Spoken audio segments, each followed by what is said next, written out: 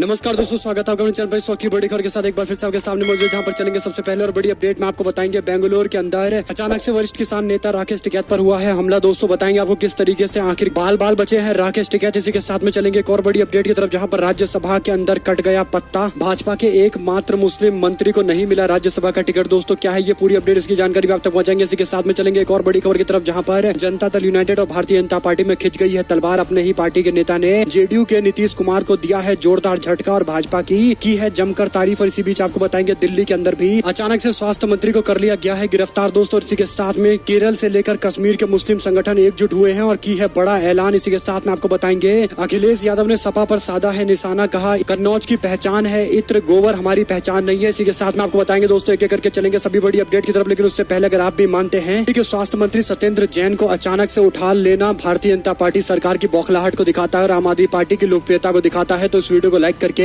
लाल button दबाकर channel को subscribe करके घंटी को दबाकर कमेंट बॉक्स में अपनी राय जरूर लिखकर बताइएगा। दोस्तों इस तरीके की गिरफ्तारी को लेकर क्या कुछ कहना है आपका, क्योंकि स्वास्थ्य मंत्री जैसे बड़े पद पर बैठे मंत्री को अचानक से गिरफ्तार कर लिया गया है। इसको लेकर अब देश के अंदर भी सियासत तेज हो गई है। दोस्तों चलते हैं सबसे पहले और बड़ी अपडेट की तरफ, जहां पर आपको बताते चले कि कर्नाटका के किसानों को जगाने के लिए पहुंचे किसान नेता राकेश टिकैत पर जानलेवा हमला हुआ है। दोस्तों दिल्ली के अंदर किसान आंदोलन कर चुके और प्रमुख नेता राकेश टिकैत बेंगलुरु पहुंचे थे, जहां पर जाकर उन्होंने प्रेस कॉन्फ्रेंस की है गांधी भवन के अंदर। जहां पर पहले राकेश टिकैत के पास आकर एक व्यक्ति ने उन पर माइक से हमला किया और बाद में दोस्तों माइक से हमला करने के बाद उसके साथ में मौजूद एक और व्यक्ति ने उन पर काली स्याही फेंक दी है, जिसके बाद आसपास मौजूद सभी लोगों में अचानक से हड़कंप मच गया और जिसके बाद दोस्तों दोनों लोगों की जमकर पिटाई की गई है। राकेश टिकैत से इस मामले को लेकर जब सवाल पूछा गया तो उन्होंने कहा कि सरकार के इशारों पर ऐसा हो रहा है, इसमें कोई दो राय नहीं है। मुझे पता है क्यों करा रही है सरकार, क्योंकि कर्नाटका के अंदर इनको अपनी सत्ता जाने का डर सता रहा है। दरअसल दोस्तों कर्नाटका के अंदर भारतीय जनता पार्टी कभी अकेले दम पर चुनाव नहीं जीत पाई है और यही बड़ा कारण है कि पिछली बार कांग्रेस पार्टी और जनता दल सेकुलर की सरकार बन गई थी, लेकिन विधायक को तोड़कर बीजेपी सरकार चला रही है। और इसीलिए कर्नाटका के अंदर अगर किसानों का मुद्दा एक बार फिर से सरफेस पर आएगा तो सबसे बड़ा नुकसान भारतीय जनता पार्टी को होगा। जनता दल सेकुलर और ज्यादा मजबूत होगी, ट्राई कॉर्नर इलेक्शन होगा और यही बड़ा कारण है कि इस तरीके से उन पर हिंसा और हमला करवा के दोस्तों जैसे तैसे भारतीय जनता पार्टी राकेश टिकैत को बदनाम करने की कोशिश कर रही है। चलते हैं एक और बड़ी खबर की तरफ, जहाँ पर केंद्रीय अल्पसंख्यक मामलों के मंत्री मुख्तार अब्बास नकवी नरेंद्र मोदी सरकार के अंदर केवल एक माइनॉरिटी के मिनिस्टर हैं दोस्तों, यानी जो मुस्लिम समुदाय से आते हैं एकमात्र मंत्री हैं और वो भी लोकसभा का चुनाव नहीं जीत कर आते बल्कि राज्यसभा से ही उनको केंद्रीय मंत्री बनाया जाता है, क्योंकि पता है कि चुनाव लड़ने जाएंगे तो कहीं से जीत नहीं पाएंगे। लेकिन इसके बावजूद भारतीय जनता पार्टी ने राज्यसभा का उम्मीदवार उनको वापस से नहीं बनाया है। यानी एक तो मोदी सरकार में केवल एक ही अल्पसंख्यक समुदाय मुस्लिम समुदाय से कोई मंत्री है दोस्तों और उनको भी राज्यसभा का इस बार उम्मीदवार नहीं बनाया गया है। तो साफ तौर पर भारतीय जनता पार्टी के नेताओं ने इशारा कर दिया है कि मुख्तार अब्बास नकवी का भी पत्ता कटने वाला है। इस पर आप लोग की क्या कुछ राय है लिखकर जरूर बताइएगा। दोस्तों आपको बता दें कि उत्तर प्रदेश के अंदर कुल मिलाकर 11 सीटों पर चुनाव होने वाले हैं, लेकिन इसके बावजूद भारतीय जनता पार्टी की तरफ से 6 उम्मीदवारों की घोषणा तो कर दी गई है, लेकिन इसमें भारतीय जनता पार्टी के केंद्रीय मंत्री का नाम नहीं है। दोस्तों आपको बता दें कि लक्ष्मीकांत वाजपेयी, राधा मोहन अग्रवाल, सुरेंद्र नागर का नाम शामिल किया गया है और इसी के साथ में बाबूराम निषाद और दर्शना सिंह और संगीता यादव का भी नाम जोड़ा गया है। दोस्तों ये 6 नाम की घोषणा की गई है, लेकिन बड़ी खबर जो आई है वो ये कि केंद्रीय मंत्री मुख्तार अब्बास नकवी का नाम सामने नहीं आया है। इस पर आप लोग की क्या कुछ राय है लिखकर जरूर बताएगा। चलते हैं एक और बड़ी अपडेट की तरफ, जहां पर बिहार के अंदर भी सियासी खींचातानी और ज्यादा बढ़ती दिखाई देने लगी है राज्यसभा चुनाव और टिकट के मद्देनजर। दोस्तों ये बड़ी अपडेट आ रही है, जनता दल यूनाइटेड के द्वारा केंद्र में मंत्री बनाए गए आरसीपी सिंह को राज्यसभा पहुंचाने से मना करने के एक दिन के बाद ही उन्होंने उनके भाग्य का फैसला प्रधानमंत्री पर छोड़ दिया है। आरपी सिंह ने सीएम नीतीश कुमार को धन्यवाद भी दिया है। सिंह ने कहा कि वर्तमान में पार्टी और हमारे नेता नीतीश कुमार ने मुझे केंद्रीय मंत्री के पद से हटने के लिए नहीं कहा है। राज्यसभा के रूप में मेरा वर्तमान कार्यकाल 6 जुलाई को समाप्त हो रहा है। मैं नई दिल्ली जाऊंगा और प्रधानमंत्री से मुलाकात करूंगा। मोदी उनका निर्णय अंतिम होगा। मुझे केंद्रीय मंत्री के रूप में बनाए रखने का विशेष अधिकार प्रधानमंत्री के पास है। उन्होंने कहा कि मैं जनता दल यूनाइटेड का प्रतिनिधित्व करता हूं, 12 साल तक राज्यसभा का सांसद रहा। मैं अपने नेता नीतीश कुमार का शुक्रगुजार हूं। मुझे जो भी जिम्मेदारी दी जाएगी मैं ईमानदारी पूर्वक उसका निर्वहन करूंगा। मैं नीतीश कुमार की मंजूरी के बाद केंद्र सरकार में मंत्री बना था। मैंने केंद्रीय मंत्री के रूप में मेरे चयन सहित कोई भी निर्णय नहीं लिया है और इसीलिए आगे आने वाले दिनों के अंदर प्रधानमंत्री से मुलाकात करके ही तय करूंगा कि क्या रणनीति बनानी है। दोस्तों आपको बता दें कि आरसीपी सिंह को जनता दल यूनाइटेड ने बीजेपी से अलायंस करने के बाद अपना केंद्रीय मंत्री बनाया था और अब ये अपडेट आ रही है जहां पर 2 राज्यसभा की सीटों पर जनता दल यूनाइटेड अपने उम्मीदवार की घोषणा कर दी है, लेकिन दोनों की दोनों सीट पर आरसीपी सिंह का नाम नहीं सामने आने के बाद अब उनकी नाराजगी स्पष्ट तौर पर दिखाई देने लगी है। इसी बीच आपको बता दें कि एक और बड़ी खबर है जहां पर दिल्ली के स्वास्थ्य मंत्री को अचानक से गिरफ्तार कर लिया गया। दोस्तों, एनफोर्समेंट डायरेक्टरेट के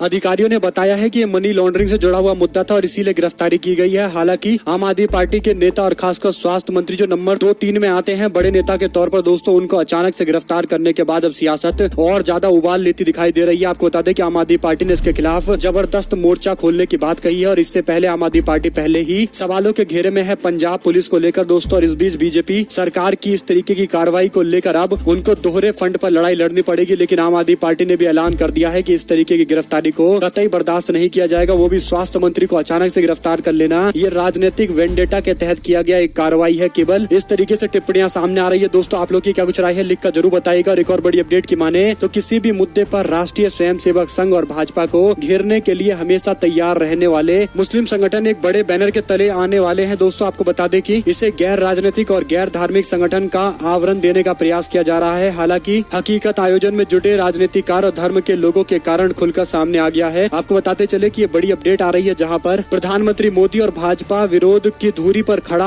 होगा एक और मुस्लिम संगठन। कश्मीर से केरल तक बड़े बड़े नेताओं का ये बड़ा संगठन बनने जा रहा है। दोस्तों, आपको बता दें कि इंडियन इंटेलेक्चुअल मुस्लिम मीट बुलाई गई थी, जिसमें बड़े बड़े नेता शामिल हुए थे। एक और बड़ी खबर है कि दोस्तों की इस जमात की जमीन राज्यसभा के जिन पूर्व सांसदों ने संभाली है उसमें मोहम्मद अदीब सबसे आगे हैं। वो कट्टर मोदी विरोधी के लिए जाने जाते हैं। जमात में कुछ ऐसे राजनेता, मुस्लिम धर्मगुरु, अधिवक्ता और शिक्षाविद को जोड़ने की तैयारी है जो भाजपा और संघ के विरोध के विभिन्न मंचों पर अपनी राय रख सके। राजधानी के अंदर ऐवाने गालिब सभागार के अंदर रविवार को दिन भर जमात बनाने के मुद्दे को लेकर दोस्तों जमकर विचार विमर्श हुआ है, जिसमें पूर्व केंद्रीय मंत्री फारूक अब्दुल्ला, सलमान खुर्शीद और पूर्व राज्यपाल भी शामिल हुए हैं। उत्तर प्रदेश के संभल से सपा के सांसद शफीकुर रहमान बर्क भी इस दौरान मौजूद रहे हैं। चलते हैं एक और बड़ी अपडेट की तरफ, जहां पर मुस्लिम उम्मीदवारों ने किया निराश। दोस्तों, 10 साल के बाद इस तरीके का इतना खराब रिजल्ट आया है। आपको बता दें कि संघ लोक सेवा आयोग यानी यूपीएससी ने सोमवार को सिविल सेवा परीक्षा 2021 के नतीजे का ऐलान कर दिया है। इसमें श्रुति शर्मा ने पहला स्थान हासिल किया है, जो जेएनयू से पढ़ी हुई है और उन्होंने जामिया से कोचिंग ले रखी है। दोस्तों, लेकिन बड़ी बात ये रही कि इस बार सफल मुस्लिम उम्मीदवारों की संख्या काफी कम हो गई है। आपको बता दें कि 685 सफल सूची में से केवल 22 मुस्लिम उम्मीदवारों का चयन हुआ है। संख्या के लिहाज से देखा जाए तो अखिल भारतीय सिविल सेवा में मुस्लिमों की संख्या इस बार काफी कम हो गई है। दुर्भाग्यपूर्ण ये रहा है कि प्रथम 100 जो स्थान है उसमें से एक भी मुस्लिम उम्मीदवार नहीं है। आपको बता दें कि 10 साल के अंदर ये सबसे खराब नतीजे इस बार आए हैं। तो इस पर आप लोग की क्या कुछ राय रहेगी, लिखकर जरूर बताइएगा। एक और अपडेट की माने तो सिद्धू मूसेवाला की मौत के मामले को लेकर बदले की धमकी दी जाने लगी। दोस्तों, आपको बता दें कि गैंग वॉर ये थमने का नाम नहीं ले रहा है। दरअसल बड़ी अपडेट आ रही है, जहां पर फेसबुक पर नीरज बवाना नाम से की गई एक पोस्ट में लिखा गया है कि सिद्धू मूसेवाले की मौत का समाचार प्राप्त हुआ है। सिद्धू हमारा दिल का भाई था, 2 दिन भीतर रिजल्ट दे देंगे। इस पोस्ट पर टिल्लू, तेजपुरिया, कौशल, गुड़गांव और देवेंद्र भांबिया गैंग का भी जिक्र किया गया है। कुल मिलाकर ये गैंग वॉर अभी भी थमने का नाम नहीं ले रहा है। ये सारे गैंग वाले ऐसे बयान दे रहे हैं जैसे कोई फिल्म चल रही हो। दोस्तों, यानी स्टेट की अथॉरिटी को खुला चैलेंज दिया जा रहा है। पुलिस प्रशासन को पूरी तरीके से खुला चैलेंज ये गैंग वॉर करने वाले लोग दे रहे हैं। अब देखते हैं पंजाब पुलिस और देश की पुलिस इस पर किस तरीके से रिस्पांस देती है। एक और बड़ी अपडेट की माने दोस्तों तो सिद्धू मूसेवाला की हत्या के मामले को लेकर दिल्ली के अंदर केजरीवाल के खिलाफ कांग्रेस पार्टी ने भी मोर्चा खोलने में बिल्कुल कोताही नहीं बरती है। कांग्रेस पार्टी के नेताओं ने सुबह से ही अरविंद केजरीवाल के घर के बाहर धरना दिया है और जोरदार प्रदर्शन करते हुए अपना रोष प्रकट किया है। दोस्तों, एक और बड़ी अपडेट आ रही है, जहां पर कन्नौज की पहचान इत्र से है, गोबर से नहीं है। बजट पर अखिलेश यादव ने योगी आदित्यनाथ पर निशाना साधा। उधर राज्यसभा सीट मिलने पर जयंत चौधरी ने एक बार फिर से समाजवादी पार्टी के प्रमुख अखिलेश यादव की जमकर तारीफ की है। यूपी विधानसभा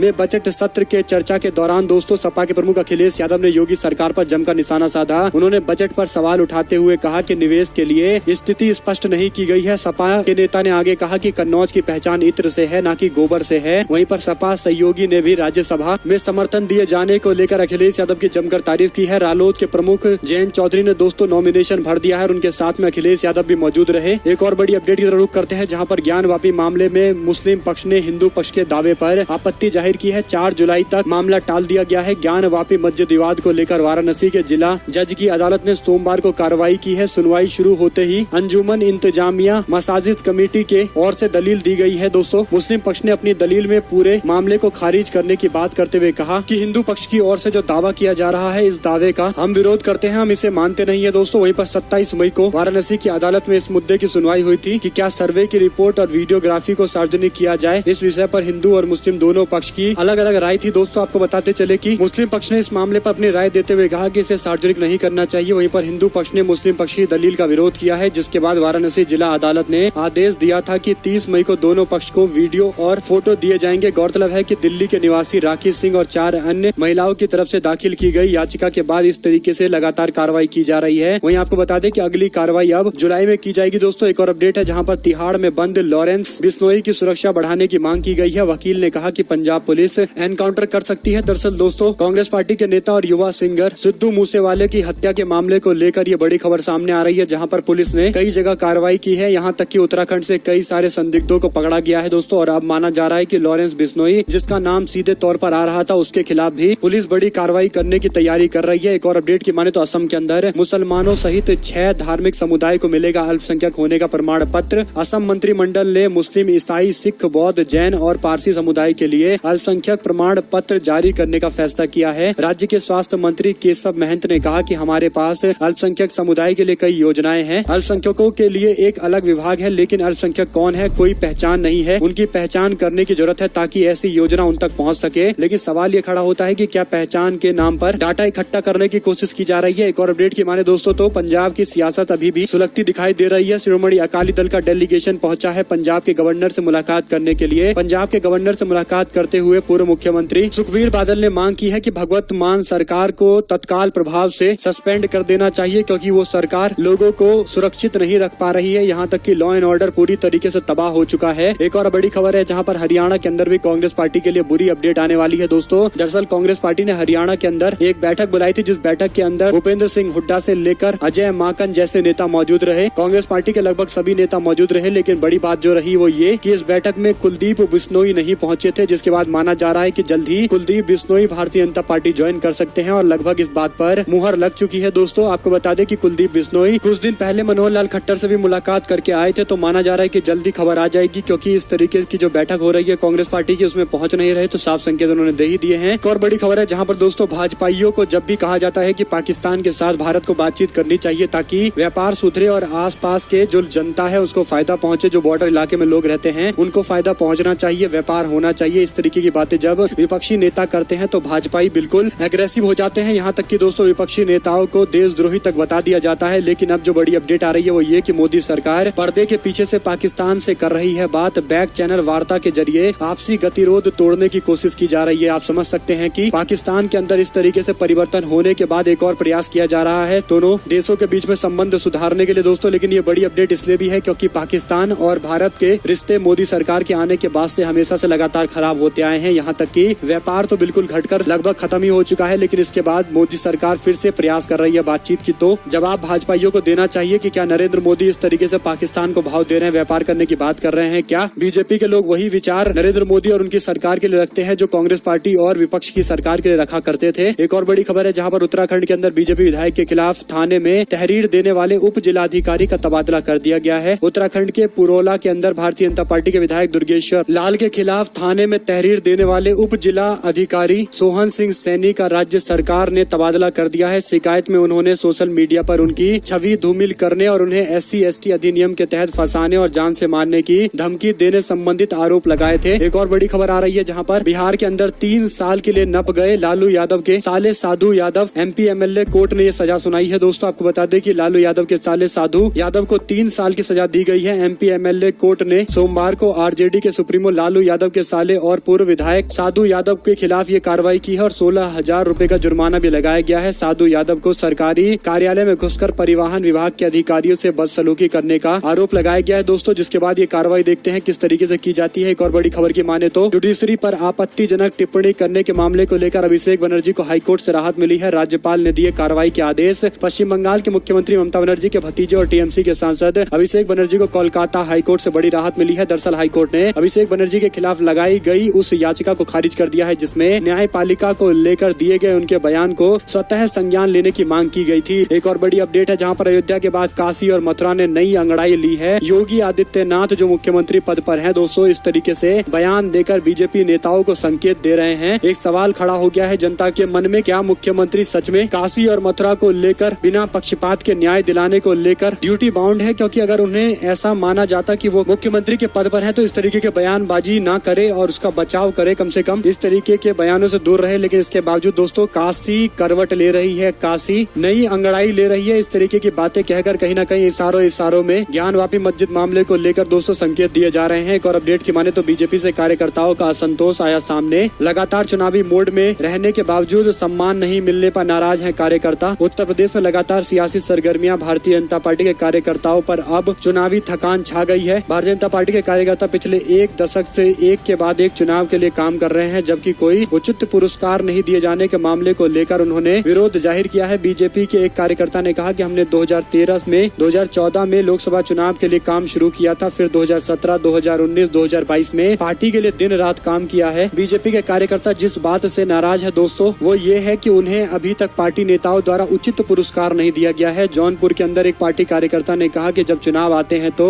दल बदलू और बाहर से आने वाले लोगों को टिकट दे दिया जाता है और प्रतिबद्ध कार्यकर्ता फिर से काम पर लग जाते हैं, अपनी प्रतीक्षा करते रहते हैं, लेकिन उनकी प्रतीक्षा कभी पूरी नहीं हो पाई है। और एक और बड़ी खबर की माने तो देशद्रोह मामले में शर्जील इमाम की जमानत अर्जी पर अदालत ने दिल्ली पुलिस को 6 जून तक का समय दिया है। इस मामले पर 200 रिपोर्ट दाखिल करने के लिए कहा गया है। एक और अपडेट की माने तो सीएम पटनायक ने 51 वर्षीय आदिवासी शख्स को दिया है राज्यसभा का टिकट। जमकर कर रहे हैं लोग तारीफ। बीजू जनता दल ने एक आदिवासी कार्यकर्ता निरंजन बीसी को राज्यसभा का टिकट दिया है। उड़ीसा के मुख्यमंत्री नवीन पटनायक ने एक बार फिर से अपने इस फैसले को लेकर लोगों को चौंकाया है। आदिवासी कार्यकर्ता को दिए टिकट को लेकर पार्टी कार्यकर्ताओं में अच्छी खासी खुशी देखने को मिल रही है दोस्तों। वहीं पर हरियाणा के अंदर आम आदमी पार्टी रैली पर बरसे अनिल विज। कहा आम आदमी पार्टी धोखे से बनी हुई पार्टी है, वो किसी का भला नहीं कर सकती। इसी के साथ में अभिषेक बनर्जी ने कहा 2024 के लिए शंखनाद टीएमसी ने दरवाजा खोला तो हो जाएगा बीजेपी का सफाया। हम लोग नहीं चाहते कि भाजपा के ज्यादातर नेता हमारी पार्टी में शामिल हो। अगर हमने अलाउ कर दिया तो बीजेपी का कोई नेता नहीं बचेगा। भाजपा पूरी तरीके से साफ हो जाएगी। बीजेपी का कोई नेता उनकी पार्टी में शामिल नहीं होना चाहता। खासकर बीजेपी में जो अभी नेता है, बड़े नेता है, वो भी टीएमसी में शामिल होने को लेकर लगातार संकेत देते रहते हैं। और दोस्तों अभिषेक बनर्जी और ममता बनर्जी से संपर्क भी साधते रहते हैं। इसी पर इशारा करते हुए अभिषेक बनर्जी ये बातें कह रहे हैं। वहीं आपको बता दें कि अखिलेश यादव पहुंचे विधानसभा, जहां पर जयंत चौधरी ने अपना नामांकन दाखिल किया राज्यसभा के चुनाव के लिए और अखिलेश यादव ने उनको प्रस्तावित किया है दोस्तों। और ऐसे में आसानी से चुनाव जीत जाएंगे जयंत चौधरी, इसमें कोई दो राय नहीं है। एक और बड़ी अपडेट की माने तो जब बच्चे ने अखिलेश यादव को बताया राहुल गांधी विधानसभा के अंदर एक कहानी सुनाते हुए अखिलेश यादव ने कुछ ऐसी बातें बोली जिसको लेकर पूरे विधानसभा में ठहाके लगाए गए। आपको बता दें कि अखिलेश यादव ने बताया कि वे हमेशा यूपी के सरकारी स्कूलों में जाया करते थे। जब वो एक बार स्कूल में गए तो उन्होंने बच्चे से पूछा कि मुझे जानते हो मैं कौन हूँ, तो उन्होंने बताया कि बच्चे ने रिस्पॉन्स देते हुए कहा कि आप राहुल गांधी है, जिसके बाद पूरा का पूरा सदन ठहाके लगाने लगा। दोस्तों अखिलेश यादव के इस कहानी को लेकर कई सारे नेता अपनी तरीके से बयान दे रहे हैं, लेकिन अखिलेश यादव ने बताया कि शिक्षा का क्या स्तर है उत्तर प्रदेश के अंदर, उसी स्तर को हमें सुधारना है और इसीलिए उन्होंने ये उदाहरण दिया था। एक और बड़ी खबर की माने तो राज्यसभा टिकट न मिलने के बाद नीतीश कुमार पर भड़के आरसीपी सिंह ने कहा कि बीजेपी के पास 303 सीटें हैं, वो फिर भी जनता दल यूनाइटेड का मुख्यमंत्री बनवा रही है, नीतीश कुमार को बुलाकर बात करती है। इससे बड़ा सम्मान कोई और जनता दल यूनाइटेड को दे नहीं सकता जिस तरीके से बीजेपी दे रही है। दरअसल दोस्तों भारतीय जनता पार्टी की तारीफ आरसीपी सिंह इसलिए भी कर रहे हैं क्योंकि हो सकता है कि उनको राज्यसभा अब बीजेपी के ही खाते से जाने की उम्मीद हो, क्योंकि जनता दल यूनाइटेड ने तो उनको ठेंगा दिखा दिया है। जब से नीतीश कुमार बिहार में अच्छा परफॉर्म नहीं कर पाए तब से नीतीश कुमार के नेतृत्व को लेकर सवाल खड़े हुए दोस्तों। और ऐसे में जो नीतीश कुमार के दूसरे, तीसरे, चौथे, पांचवें नंबर के जो नेता हैं उन सभी को धीरे धीरे उनकी ताकत कम करने के लिए नीतीश कुमार इस तरीके के फैसले ले रहे हैं। यहाँ तक कि उनकी पार्टी में भी देखा जा सकता है कि उपेंद्र कुशवाहा, ललन सिंह ऐसे नेताओं को एक दूसरे के बैलेंस करने के लिए इस्तेमाल भी कर रहे हैं जनता दल यूनाइटेड के नेता नीतीश कुमार। और इसी के मद्देनजर ये बड़ी अपडेट है जहाँ पर आरसीपी सिंह को इस बार राज्यसभा का उम्मीदवार नहीं बनाया गया है। सीधे तौर पर केंद्रीय मंत्रिमंडल से उनको हटाने की तैयारी चल रही है। एक और बड़ी खबर की माने तो हजारों साल पुराना है भगवा के प्रति हमारा सम्मान, एक दिन आएगा जब संघ का झंडा राष्ट्रीय ध्वज बन जाएगा। कर्नाटक सरकार के पूर्व मंत्री के.एस. ईश्वरप्पा इस तरीके का बयानबाजी कर रहे हैं दोस्तों। उनका मानना है कि तिरंगा हटा के भगवा ध्वज को बना दिया जाएगा देश का झंडा। यानी बीजेपी के पूर्व मंत्री हैं जो इस तरीके के विवादित बयान दे रहे हैं। देश के झंडे को देश के संविधान सभा ने